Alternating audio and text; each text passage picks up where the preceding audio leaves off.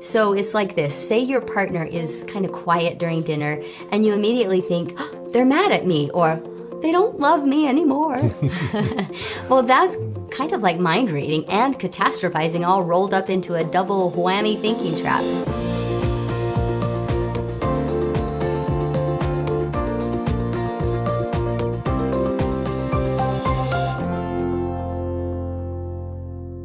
Hey everyone, welcome back to the I Thrive at Life podcast.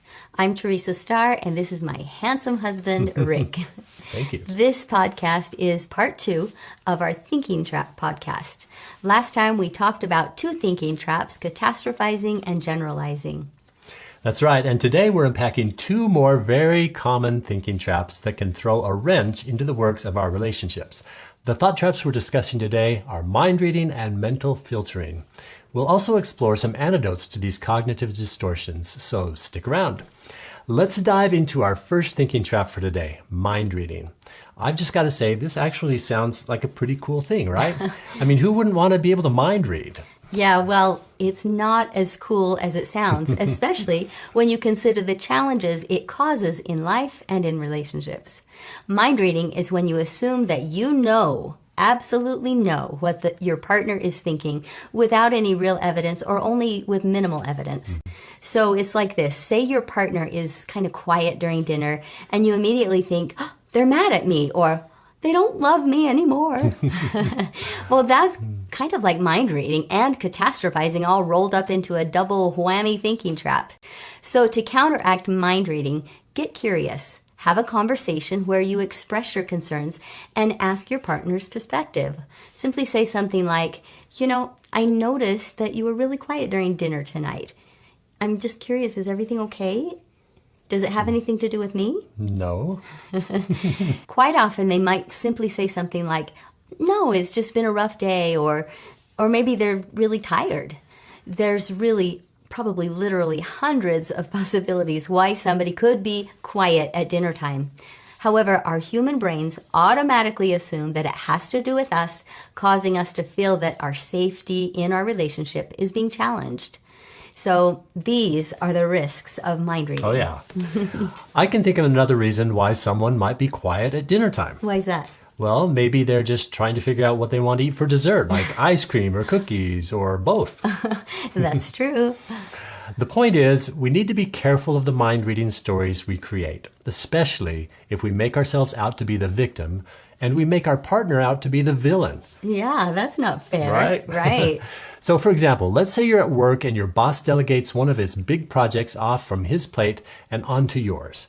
It would be easy to think, what a lazy bum. He's dumping all of his tough jobs onto me, and then he's going to take all the credit for himself. Our brains really go to town with mind reading. Oh, yeah. Instead of assuming the worst about the other person and making up a story, it's much better to respectfully ask for clarification. More often than not, we'll find out that our perceptions were way off from reality. And it's really not right to accuse someone else of being guilty of a story that we actually created in our minds. Sometimes we even try to mind read based on the slightest little bit of body language evidence, which really isn't fair to the other person.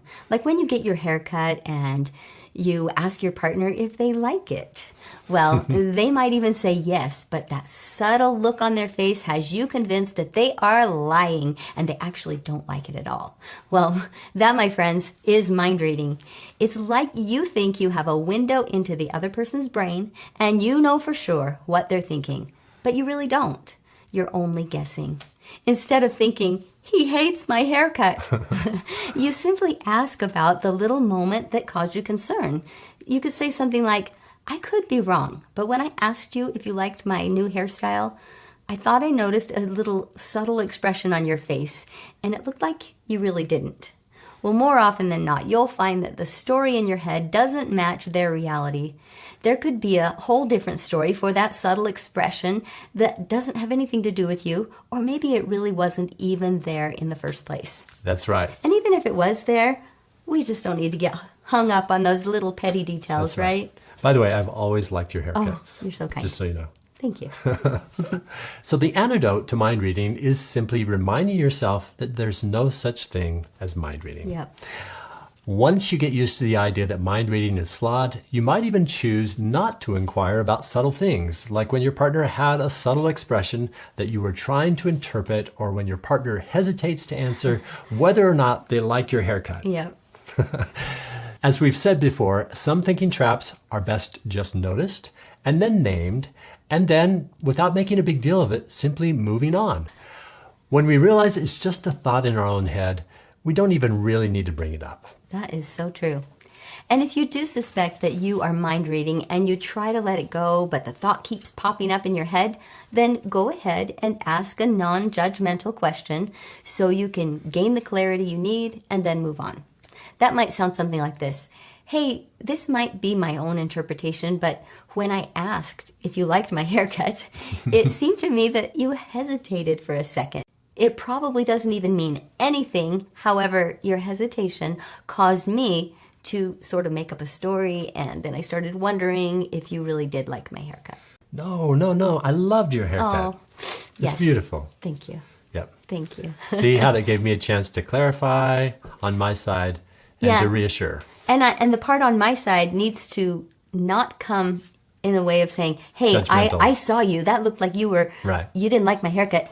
It's really better to say, it's probably just me. I probably made up a story in my head, but I did wonder what that look meant. So you're not even saying you don't like my haircut. Sometimes you could just say, what did that mean? Or was that related to me at all?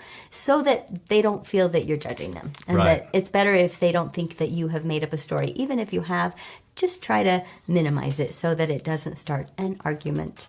That's a great idea. And then the partner can clarify what's really going on in their head. They might say something like, oh, sorry, I didn't mean to hesitate. I guess I'm just worried about something that happened at work yesterday. And that goes back to the idea that we often think that the other person's reactions are all about us, when often they've got lots of other things weighing on their mind. We don't need to assume that it's something bad about us. So, to summarize, mind reading is often inaccurate. Don't let your mind misinterpret other people's actions, and don't let your brain create a big story just based on the mind reading that's going on in your head. It's best to either let it go or seek clarification in a very non-judgmental or a non-accusatory way. That's right. Great points. And here's one more mind reading trap that we need to be careful not to get stuck in. This one happens when we expect the other person to read our mind. And if they can't, then it's time to punish them with a silence treatment. Right. Have I ever done that? Never. Mind reading is not a real thing. I mean, we do it. We think we're doing it, but we're never really getting the mind reading accurate. So it's good to try to be sensitive to each other's thoughts, feelings, and needs and wants, but it's not fair to expect the other person to read our minds. And it's especially not fair to punish them when they don't read our minds like we think they should. That's right. So the two types of mind reading we need to eliminate from our relationships are these. First, when we think we can read other people's minds or motives, and then we create a story that often assigns an unhealthy motive to the other person, pretty much labeling them as the villain in our story, while we make ourselves the victim. I know, right? We assume we know what they're thinking, and then we get annoyed with them. It's totally not fair. Totally not fair. Or the second type of mind reading is when we assume that the other person should know what we're thinking and feeling, and we're mad at them and accuse them of being insensitive simply because they can't read our mind. And again, it's totally unfair and unhealthy for any and all relationships. That's right. So the first piece of the solution is to agree that no one is a mind reader. And that's the best, to just go with the good old-fashioned and respectful communication. Mm-hmm. And then, with kindness, ask curious questions and be willing to have those crucial conversations where we speak open and honestly about our thoughts and our feelings. In future podcasts, we'll share some winning conversation strategies that will help you communicate openly with curiosity and kindness. But for now, just remember, no more mind reading. No mind reading.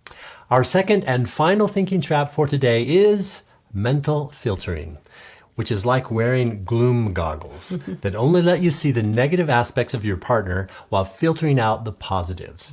Your partner could do 100 things right, but if they do one little thing wrong, that's all you can see. Yeah, like when your partner does the dishes and mows the lawn and even gets the kids to bed. But instead of noticing all of those good things that they've done, you get stuck on the fact that they forgot to take out the recycling bin to the street. Well, what's the solution? Well, it starts with taking off those gloom goggles of ingratitude and starting to make a deliberate effort to notice the positive daily practices of your partner and all of their efforts to help others and to show up in your relationship. That's right. And nobody's going to be perfect, so we really can't expect our partner to be perfect.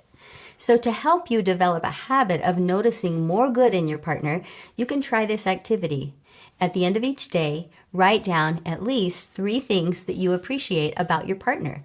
And it can really help balance your awareness and bring in a little more positivity into your perspective, and to build more satisfaction and joy in your relationship. And don't just keep all that good stuff in your journal. Set the intention to take time to tell your partner what you've noticed and express appreciation in person or even in writing to them. That's right. So how can couples practice escaping these thinking traps together?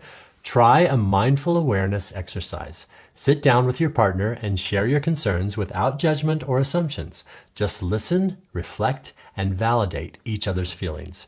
It's amazing how this can open up communication and deepen your connection.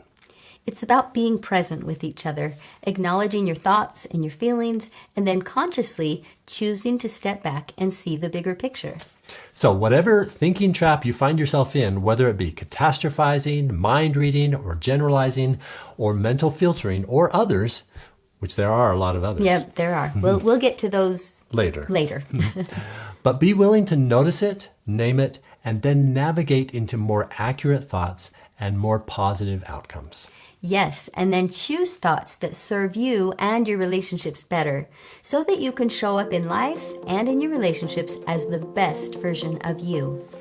Well, that's our time for today. Practice these antidotes and mindful awareness exercises to keep your relationship strong and healthy, so that you and your relationships can truly thrive. Thank you so much for joining us on I Thrive at Life. Until next time, remember to thrive on. And we'll see you next time.